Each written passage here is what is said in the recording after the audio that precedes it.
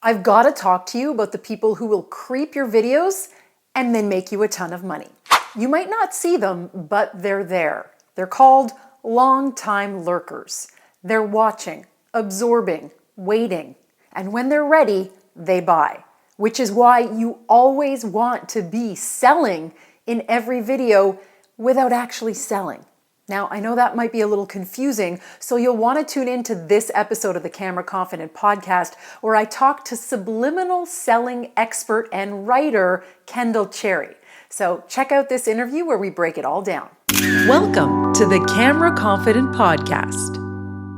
Kendall Cherry, I am so excited to have you on the Camera Confident podcast. We're going to talk about all things storytelling, but before we get to that, the first question is always, give us your elevator pitch. Oh my gosh, I'm honored. So hi, my name is Kendall Cherry. I'm the founder and the creative director here at The Candid Collective, and we're on a mission to create a world that's more candid and kind. I'm a one-woman ghostwriting agency, and we write stories that help you subliminally sell your products and services that sound like your own handwriting. Wow, I love that. That's the pitch. We have so much to talk about, Kendall. And let's just let viewers and listeners in on how you and I met. We met through Emma Louise Parks, who was also on this podcast, The Ambitious Introvert. And she introduced us because we're both gingers and you're an introvert. And my first question was, wait a second, how is she so visible and so confident and so good at storytelling and being out there if she's an introvert? So did you struggle to get visible and to become the successful business owner you are today? Oh, for sure. I mean, I think back to when I started a business, and I'm more on LinkedIn now, but I started in kind of the Instagram era. This was around 2019. And the idea of like having to post photos of my life, having to talk on video, having to do the whole visibility thing was a really big barrier for me for the longest time. And it was the speaking piece, but it was even just the idea of like, I have to like post photos of myself for content. Like for me, I just remember thinking like, if I didn't have an online business, like I wouldn't be on social media. And so that just the visibility in and of itself, because I'm private about certain things. Like I just didn't love the idea of having to have the whole world have its eyes on me just in order to sell and to make money and own a business. So that was a huge barrier for me when I first started, was even just the idea of like more eyes on me. Like I'm a writer, I'm a little bookish, I'm a homebody. Like I don't really love, the world seeing my comings and goings.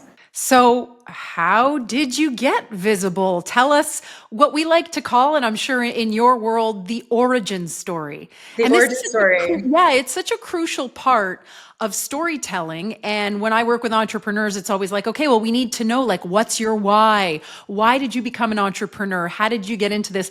Origin story is like a term that we use for that. But really what it is how did you get to where you are today and what really drives you? Yeah, so I think the thing I remember doing at the time, I just remember it was like peak 2020, like I couldn't see my friends. And so maybe I just had more time, but I was like, I'm just open to a very messy, experimentative moment in this business where I could really start to see the gaps in other people who were growing and making more money than I was. They were on video and they were speaking and they had that kind of executive presence that you can just kind of instantly see. And I knew I had it in real life, but I didn't know how to make it translate on a camera. And so I remember 2020, it was me. It was my little iPhone. I had no ring light set up. I didn't have anything. And I just remember being like, we're going to study these people that I thought were doing well. So I remember like sitting, transcribing word for word. Like I built this like document on Google Docs where it was like a wireframe where it was like, this is everything they said in the 60-second clip on Instagram. And I would just transcribe, what did they say? Studying. Okay, then they moved on to this. Like I was studying the storyboard of what someone was posting on stories just to teach myself, because I think at the time they didn't have the closed captioning. It wasn't as big of a thing then either. And so I couldn't connect like, what are the words on the page? What are they saying? And it sounds like it's not a script, but it definitely, when I started to follow and study it, I was like, they're saying the same things. Like it's following the same flow. And so it was a lot of that, just like getting really deep and nerdy with it. And then it was a lot of like really bad failing at trying to sound like I looked like good talking on camera. I mean, not looking at the camera, just all kinds of the things you kind of have to fail your way through.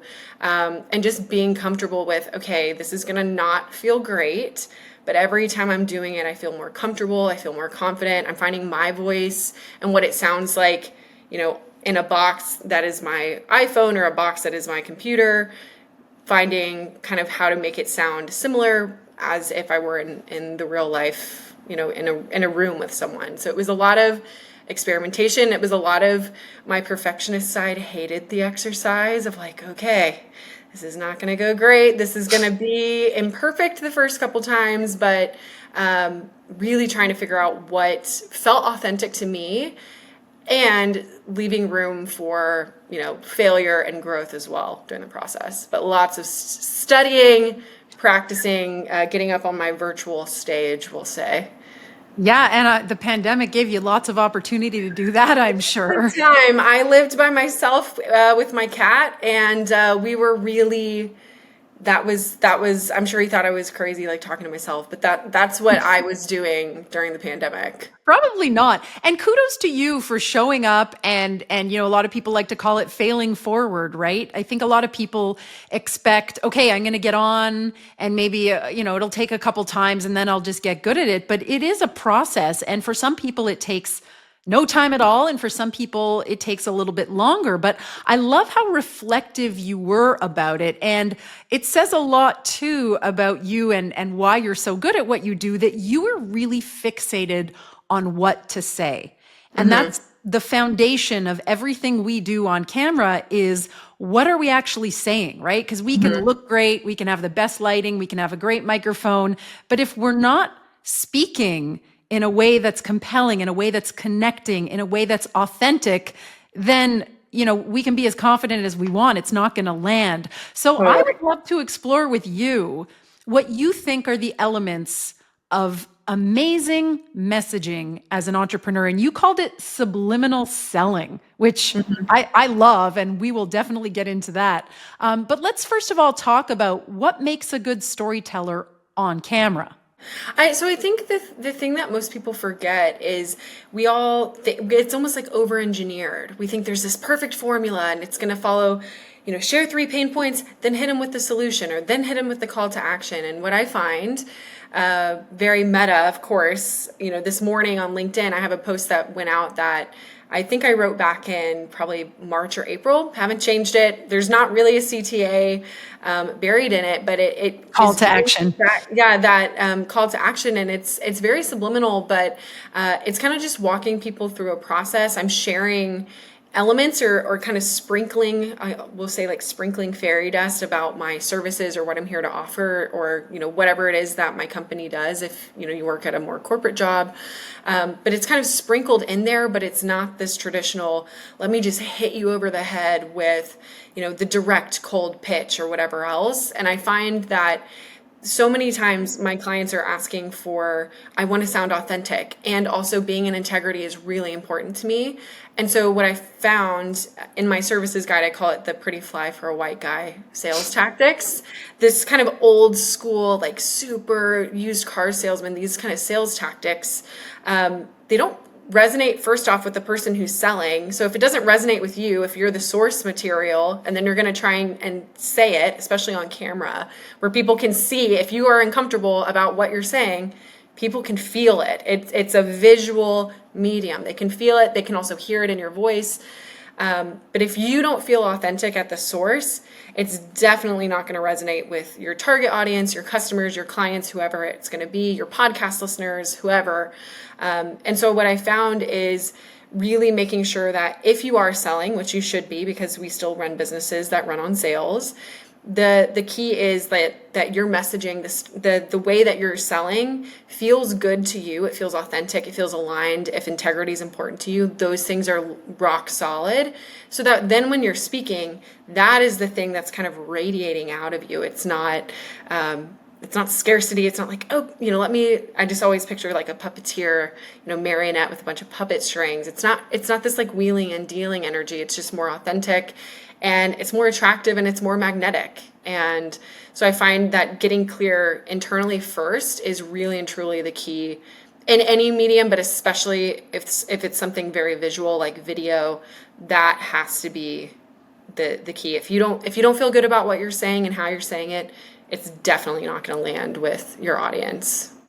I'm sure you get this all the time, and I will be the first to confess. I started a business after being a journalist for almost 20 years. And journalism and sales, at least in a traditional selling sense, it's like oil and water. And I felt absolutely disgusting trying to sell anything. But of course, I can't be in business if I don't sell.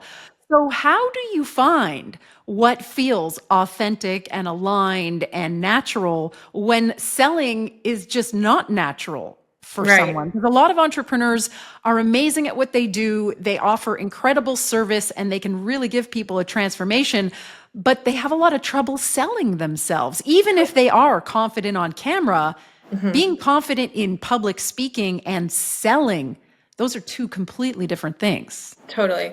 This was, my story to a T. I got into business because I wanted to help a lot of people. I wanted to make an impact. I wanted to do good with my work, with my gifts, which is writing and really helping people unlock what they're trying to say. And so I had this very servant heart, but I couldn't figure out how to make the money move. Truly. That was the hardest thing for me for several years, especially when I first started. And there just kind of became this moment where I was like, okay, like I'm not a nonprofit. Like I'm not. And what I kind of had this big epiphany where I was like, if I want to serve more people, I have to sell. But when I'm authentic, kind of like we just talked about, that can be the thing that makes good people want to work with me and work with me because I'm doing good with what I'm doing. There's two ways to sell. You can do it in a way that's really authentic and good-natured, or you can do it in a way that's really harmful and kind of greedy. So there's two ways to approach it. So I really had this I don't know, an epiphany of like, you can't serve unless you sell. And then the other thing for me as well, I think, was just getting clear on what I wanted to even be doing. What was it that I wanted to be serving and helping people with, and letting that be the kind of unlock for me. If it's a means to an end, I'm not just out here trying to wheel and deal and close big deals or whatever else. Something that helped me as well was just the idea of like wealth or resources in the form of money. My dreams that I have, I run a ghostwriting business, but I'm also, I have a second career as a nonfiction author and as a memoirist. The writing that I do serves a lot of people, but it still takes resources. If I want to self-publish, because I'm very, very adamant about owning my intellectual property, like I'm going to need a copy editor, I'm going to need a proofreader, I'm going to need somebody to design the book jacket and all of those things. So those things as well take money and they take resources, but it's the idea. The question I always would reflect on is what is the money being used for? Is it being used to feed back into me so that I can do my best work and honor my craft?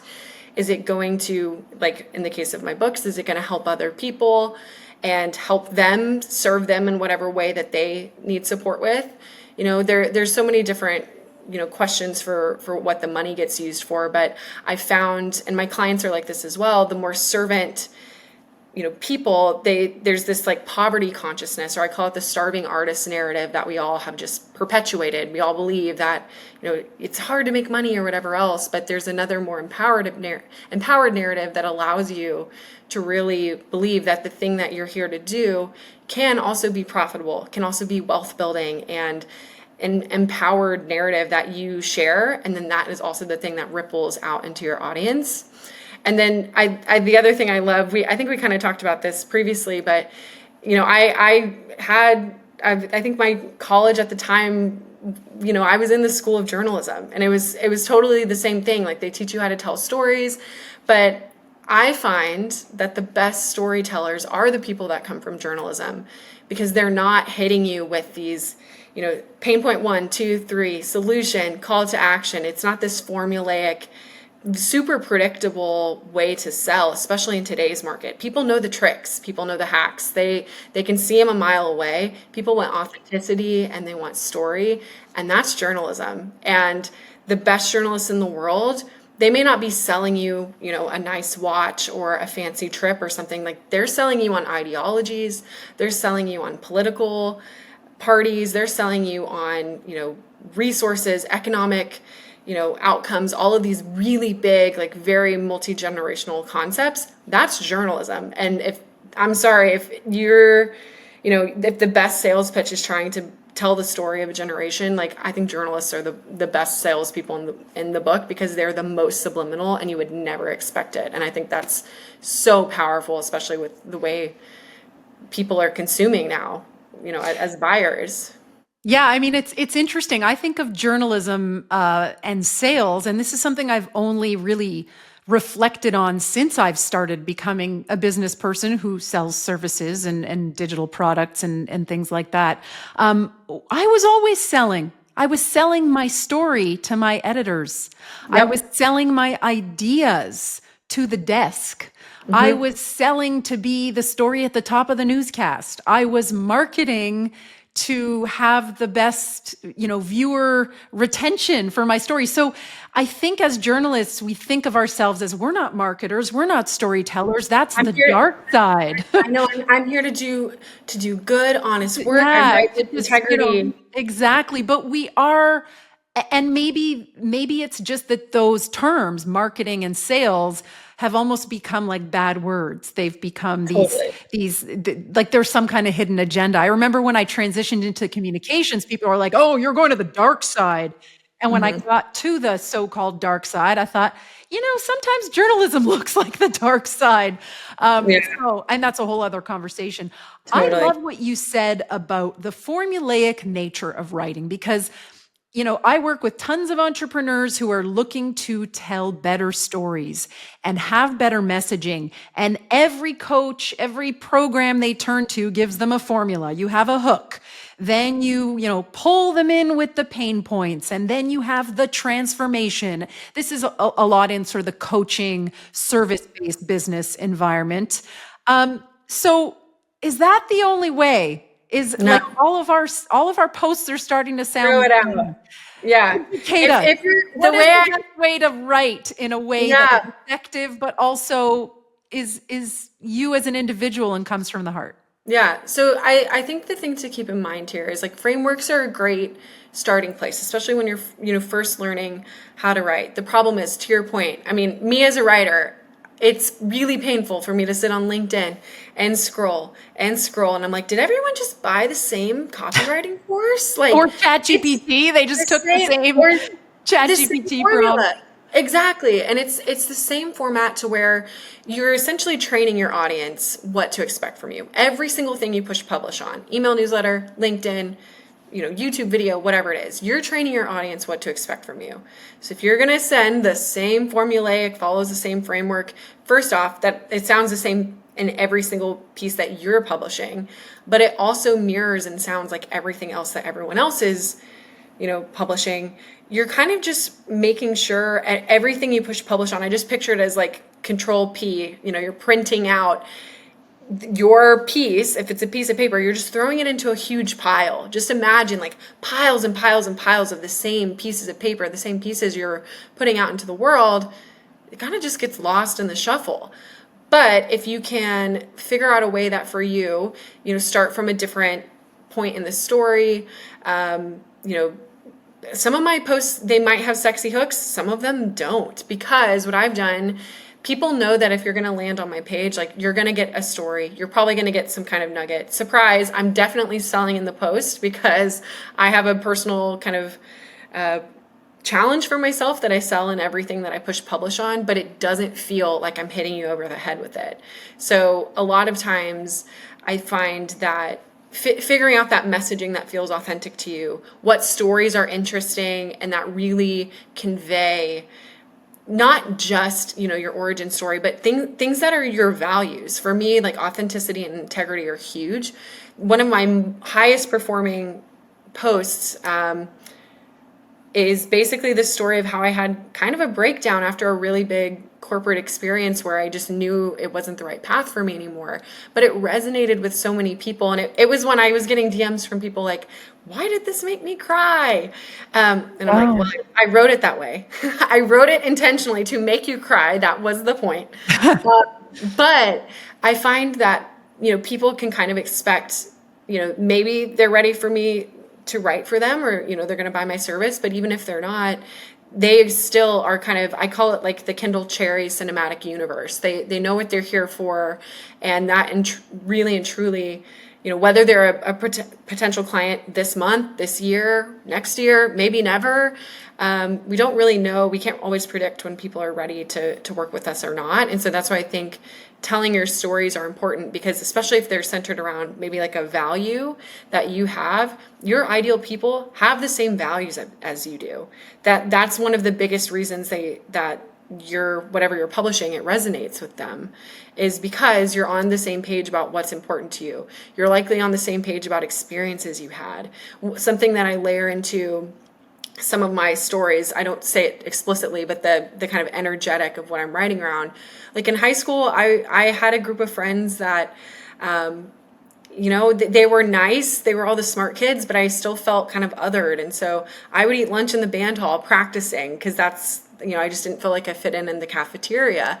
So you'll catch like moments of, I'm not talking about that experience, but I'm talking about what it feels like to feel alone, to feel othered, to feel, really ambitious and like you're misunderstood because you're trying really hard for something you really care about. Like those types of things can get baked into what you're saying, and it resonates with people on a universal level. It doesn't necessarily mean that if that resonates with you, you were also eating lunch in a band hall and trapped in a little closet practicing and like eating your sandwich. That's probably not your life story, but there's probably elements of that story in and of itself. And this is why storytelling is so powerful, is because that universal little nugget is the thing that connects me with you and with anyone else that's consuming what I'm producing or publishing or writing or whatever else. And ultimately, in a sea of same, where it's like hook, pain point, call to action, story is what separates you. Story, no one has your unique story. And I'm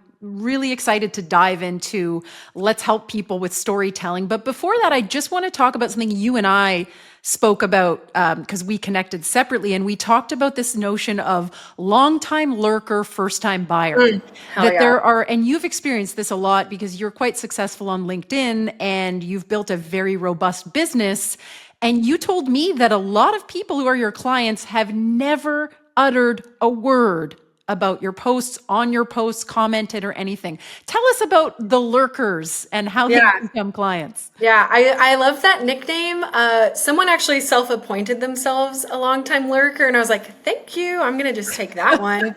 That was very good. I wish I wrote it. But in my business, there's this kind of avatar that emerges called the long-time lurker. And people, it's fun. They now know, because I talk about, like, I know you're out there.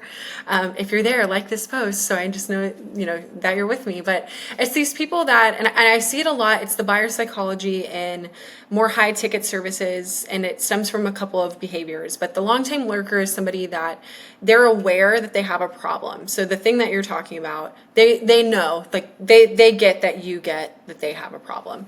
The thing here is the long-time lurker is somebody that, they're reading every post. This is like your raving fan, or, there's that thing that says you only need 1,000 raving fans. It's like that, but on steroids. The long-time lurker is somebody that, if you're on a podcast, if you post an email or a LinkedIn post or anything that you are, anywhere that you emerge on the internet, they are like hungry for what it is. Again, that cinematic universe, they're really hungry for what you have to say. The thing about the long-time lurker is they are not going to reveal themselves to you. They're not going to like your post. They're not going to comment because, and this is again coming from that kind of old hat sales psychology. I'll just say pretty fly for a white guy sales tactics. They don't want to enter marketing. marketing. Like they don't want to enter a sales process until they're ready. Usually it's a timing thing or a budget thing or both. So I'm not going to like this comment because I've been conditioned based on other people's behavior. I've been conditioned, if I like this post, I know my name's going to be on a spreadsheet, or I think I'm going to get a hey girl DM, or I think you're going to, hit me with 5,000 follow-up emails in this crazy funnel that I just got self-appointed into. And so people are so aware that that's how people used to sell, that they don't do any kind of user behavior that's going to reveal or get them into a sales process that they're not ready to be in yet.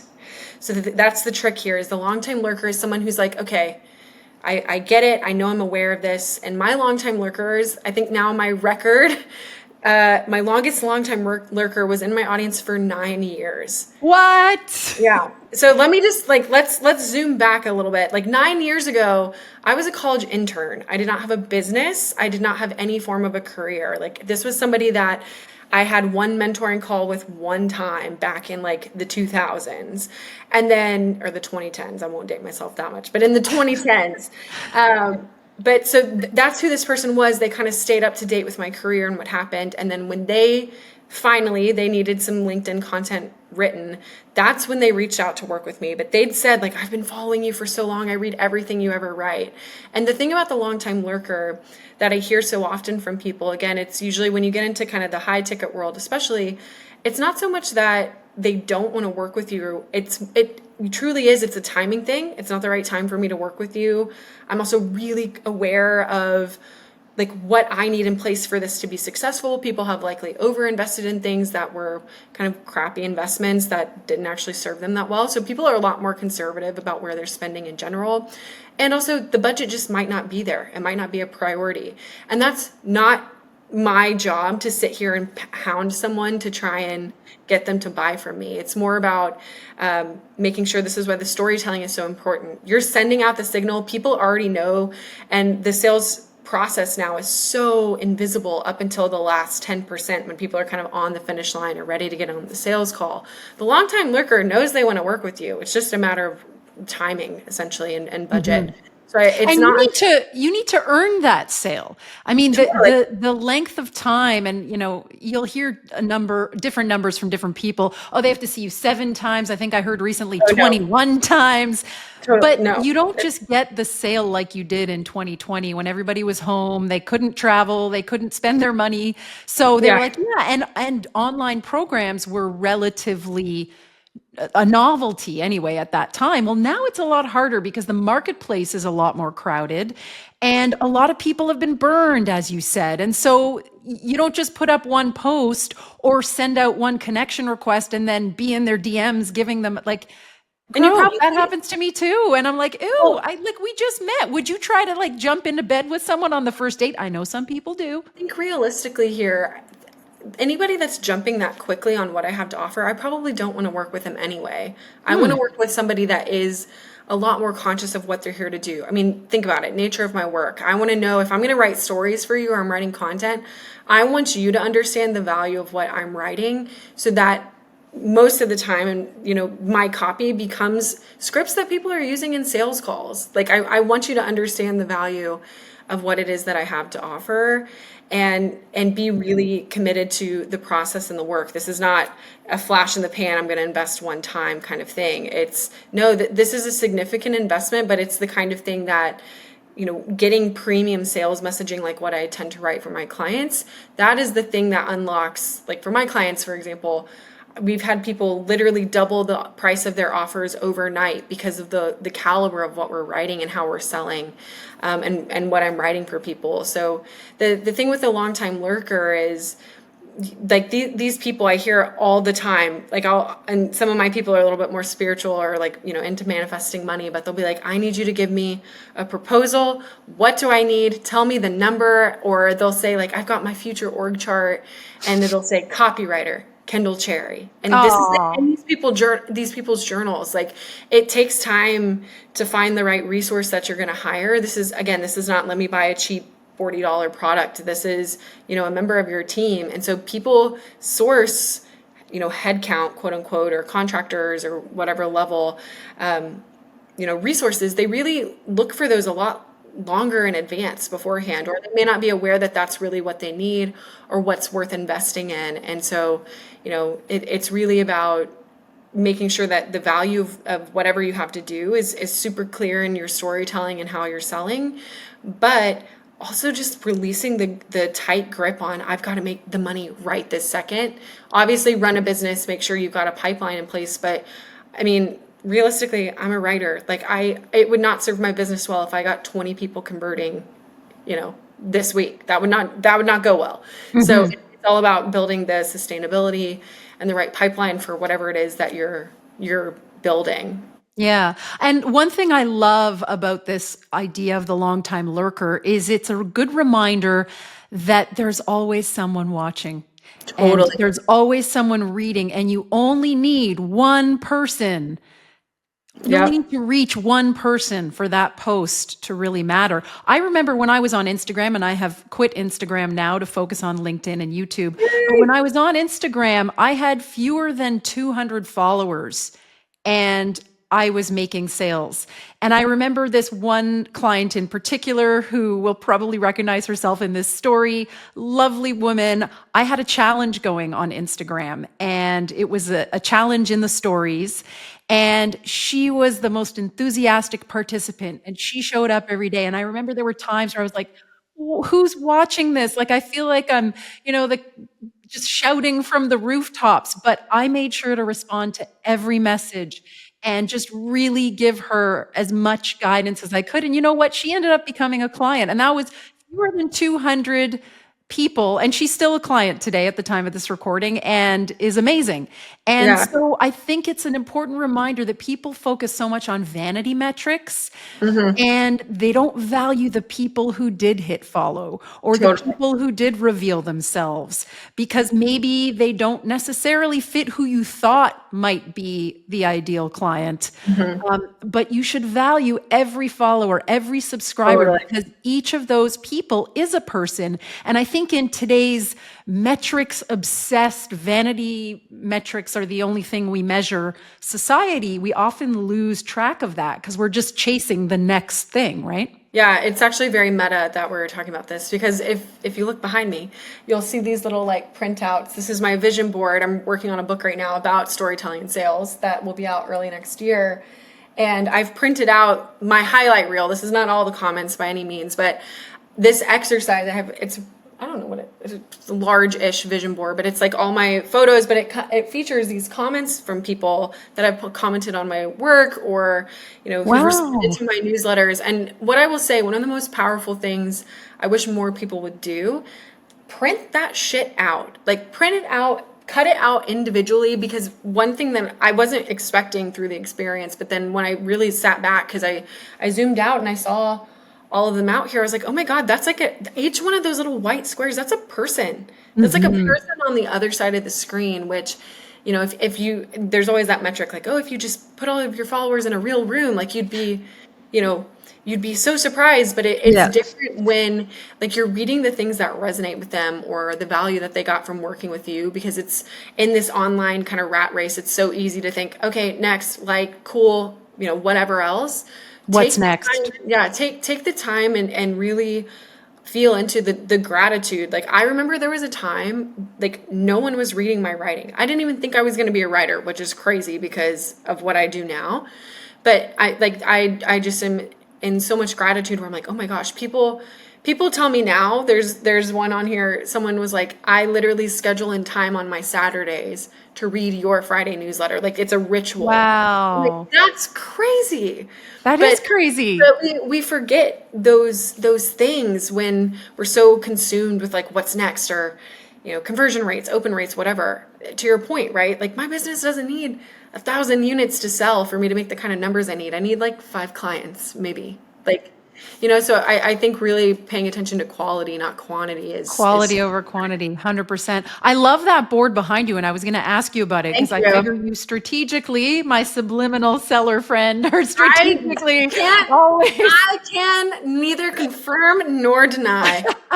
I Why? actually have the digital equivalent of that because I actually working on updating my website and I'm doing a few different things with testimonials because we see the same thing on all the websites with the like 5 stars and all that. So I'm trying to find different ways of doing that.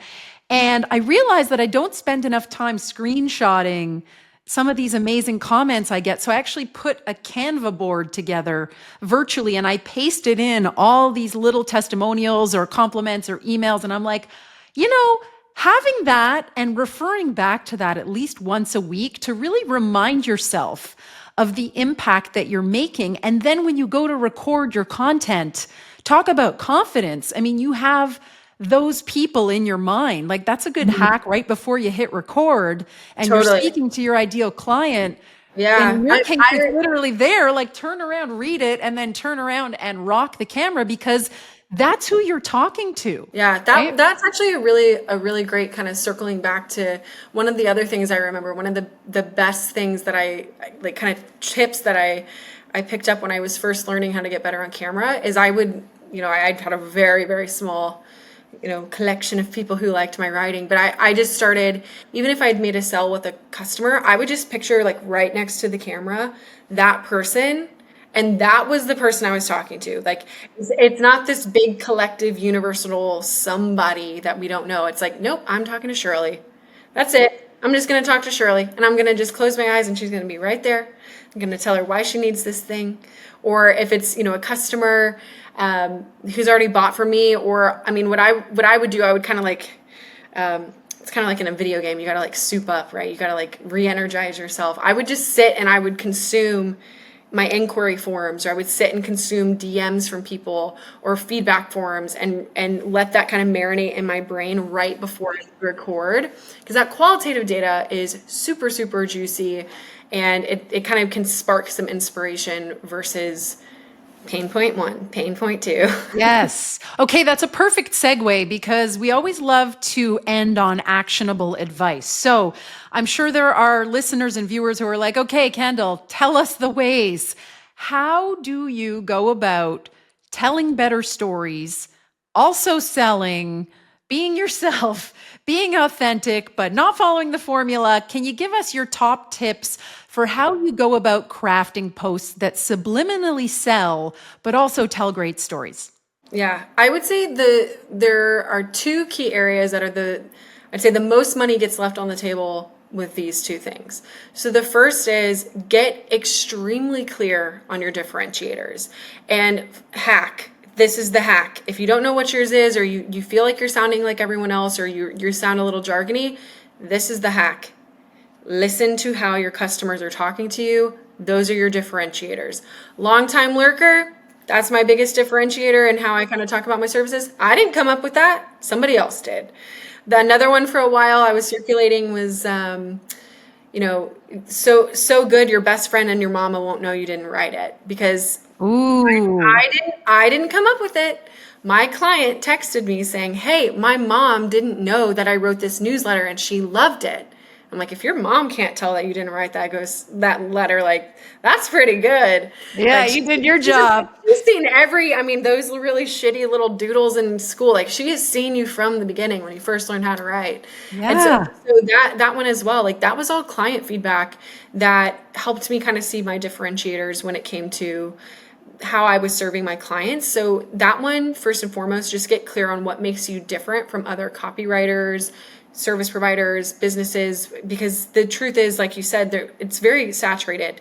There are hundreds of thousands of copywriters out there that do kind of what I do, but no one does it the way that I do, because I'm me and I bring my own level of expertise. So going back, figuring out your differentiators, maybe your past expertise, those different things, and also how your customers are talking about your services. That's the first hack. And then the second one I would say is, and you did a really great job. You were teeing me up for this moment. I don't know if you know that you did, but thank you. The You're other one, welcome. yeah, the other one is sharing your clients' stories. In my book that I'm working on, it's the bottom of the funnel content. You're sharing of your clients' actual stories before and after, and kind of what you helped them with, your process. What did you notice? what seemed so obvious to you that they were just missing. That, I call it a money making testimonial. It's not like you referenced, it's not, copy paste photo and the 5-star gold stars and the, copy paste whatever they've said. And then there's all this suggestion of the value that you create. It's taking your power back and saying, no, this was the story. This is what my client was struggling with. This is what I thought about before, especially if you do any kind of bespoke or custom work. If you're some kind of a coach, what did they struggle with? What did you notice? What did you think was the most important? What did you prioritize? And then also, what results did they have? I think one of the reasons a lot of people struggle with kind of, I'll say, case study-esque content. I hear this, the easiest example I have is I write for some web design companies, and they're like, well, we don't know how to trace back, how many conversions came from the website. So like, we can't share that because we don't know the numbers. And I'm like, okay, but you also, you can tell that the client's still generating a certain level of business.